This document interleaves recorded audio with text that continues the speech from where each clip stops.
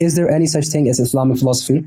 This debate has been going on for centuries. When we think of Islamic philosophy or philosophy, we think of Aristotle, Plato, Nietzsche, and a few Islamic names comes to mind, two of them being Ibn Sina and Al-Ghazali.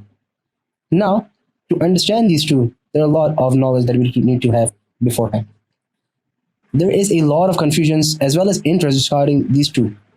A book that talks and discusses their philosophies in a in-depth way, you can say, is Tahafut al-Falasifa. In our series, we aim to go through the entire book, and this video will play the role of introducing the viewers to the book.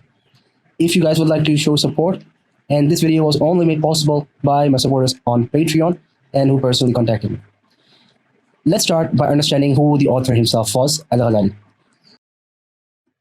Abu Hamid Muhammad ibn Muhammad Al-Ghazali, born in 1058 and passed away in 1111, was a distinguished Muslim theologian, philosopher, and a mystic, often hailed as Hujjatul Islam. He was born in Tus, Iran. Al-Ghazali received his early education in his hometown. Then he studied under the esteemed scholar Al-Juwayni. In 1091, he joined the Nizamiya Madrasa system in Baghdad as a professor in jurisprudence specifically.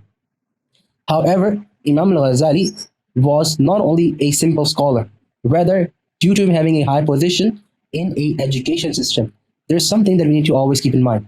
Education does not simply tell you data. Rather, it is a way to incorporate you into an ideology, into a system.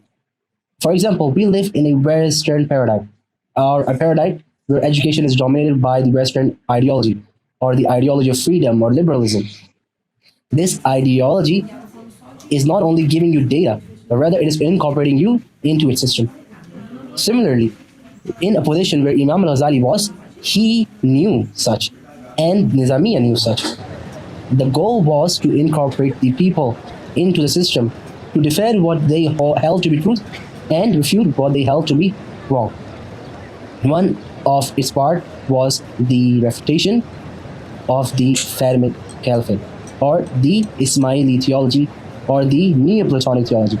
It might be confusing when I'm saying Ismaili and Neoplatonic, but this is an interesting discussion that I would love to have in the future. It was at this time, in 1095, where Al-Ghazali basically wrote his books regarding the refutation of the philosophers. Keep in mind, the author didn't write or name the book Tahafut al-Falsafa, whether it is Tahafut al-Falasifa, meaning it is the refutation of the philosophers, not of philosophy. Imam Al-Ghazali himself was from the Shafi school of thought and from the Kalam school of the Ash'arites, or from the Ash'ari theologians or Ash'ari theologians.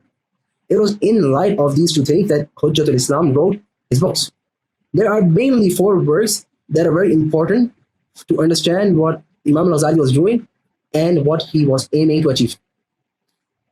For the four of these books, one of them obviously being the one that we are covering as of now, which is Tahafut al-Falasifa. There are three other books that are very important, and it helps us understand what was the aim of the author. First one being Maqasid al-Falasifa, meaning the goals of the aims of the philosophers. What were they achieving, or they're trying to achieve? What was their aims? In this book, he discusses, in a way, the theological perspective or the grounds of their perspective. The second book was Miyar al-Ilm. This book can be translated as the standard of knowledge. It is an exposition of Avicennian logic. According to Al-Ghazali, logic was a neutral science.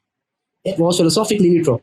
It didn't promote non-Islamic perspective, neither it inherently promoted Islamic perspective.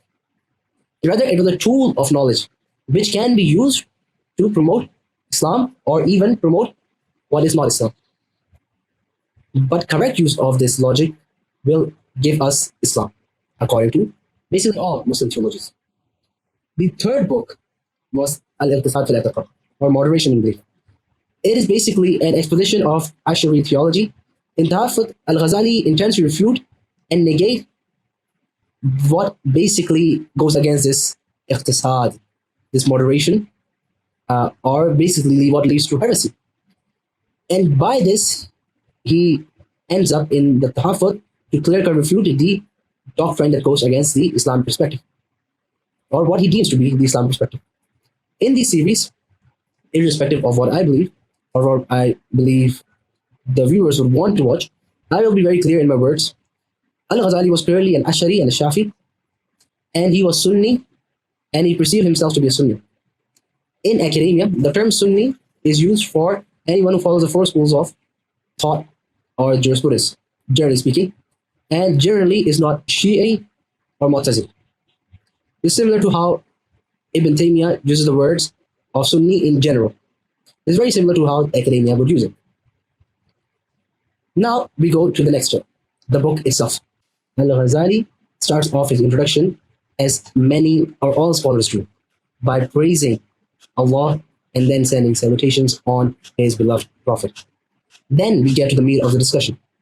As he states, I have seen a group who, believing themselves in possession of a distinctness from companion and peer by virtue of a superior quick wit and intelligence, they have rejected the Islamic duties regarding acts of worship, distinct religious rites pertaining to the offer of prayer and the avoidance of prohibited things, belittle the devotions and ordinance prescribed by the divine law, not halting in the face of its prohibitions and restrictions. On the contrary, they have entirely cast off the reign of religion through many multifarious beliefs, falling therein a troop who rebel away from God's way, intending to make it crooked, who are indeed disbelievers in the hereafter.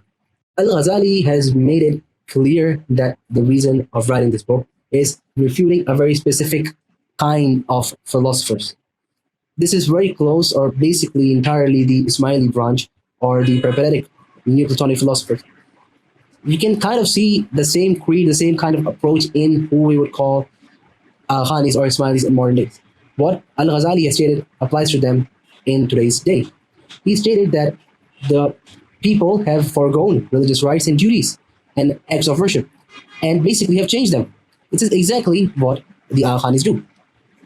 Regardless of if you want to consider them Muslims or non-Muslims, that is your discussion that you can hold to, that is beyond the scope of this video. But this tradition of the Ismailis goes back even till the day of Al-Ghazali. This shows that the relevance of the discussions even in today's day and age. But also it shows that Al-Ghazali did not intend, or his primary intention was not to refute Aristotle or the entirety of Aristotelian tradition. Rather, he was protecting what he believed to be Orthodox Islam. Then he states that there is no basis of their unbelief except tradition, similar to what the Jews and the Christians did. The Jews and the Christians did not accept Islam and corrupted their religion because of tradition which they held to. For example, let's take the example of Christians. The Christians who were Neoplatonic before converting to Christianity held on to the Neoplatonic belief, or they tried to incorporate each other. This is very natural that a person who finds two ideas or ideologies appeasing, they try to merge them together or cause a synthesis. This is very common, and you can look at throughout history. In modern age, it would be someone who likes communism and is a Muslim. He, rather than outright accepting communism entirely and rejecting Islam entirely, he rather would merge them together. Similarly, Imam Al-Ghazali is accusing these philosophers of doing the same. They, being inspired by the tradition or holding on to the tradition, or by listening or hearing to their fathers and forefathers, are basically imitating them. Then he further on says that the other reason of their unbelief is them hearing great names, or what they think of great high-sounding intellectual names. This is similar to what Al-Ghazali, this is similar to what we in our day and age, especially for my Pakistani audience, is the Gora complex. Imam Al-Ghazali is basically saying that these people have a Gora complex. They have a Gora complex for the names such as Socrates, Plato, and Aristotle. Their likes and their understanding of reality and cosmology is accepted by these people because they, in a way, respect them due to them being respected just for the fact that they're respected. It is a very much similar phenomena to what we have today known as the Gora complex, an inferiority complex when it comes to these names. But why is that so? It is not exactly the same, but it is similar in a way.